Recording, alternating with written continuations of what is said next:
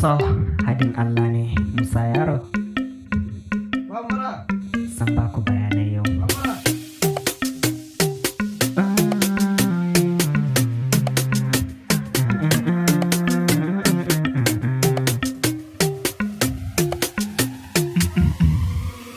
Isabel, la maquinaria interna.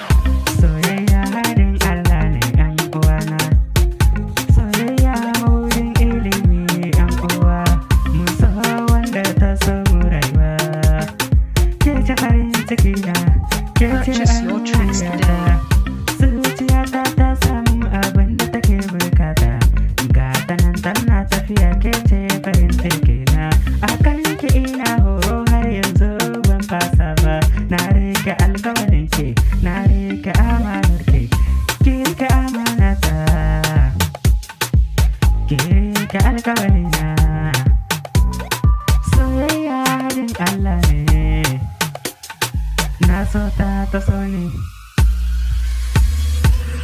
Soyayyar gaskiya ta nuna min, ban san dama a kanta ba, domin yarda aka san da so. Haɗin Allah ne da manzona. Na gode wa Allah ya bani ke matsayin budurwata, domin ke nake kauna, ke kaɗai nake kauna. Dukkan cikin dubun mata ke kaɗai na saba. Ni na gode wa Allah ya bani ke matsayin budurwa, ga ni gare ki yau ba sa neman take ba, domin ke nuna min so na gaskiya. Purchase your tracks today. Shawarar abokina yau ta yi aiki, na ga aboki shine rayuwar duniya. So abokanai na gaskiya, domin ta nuna min so na gaskiya. Ba ta yaudare ni ba abokina, domin ko shekara nawa nake za ta tira ni.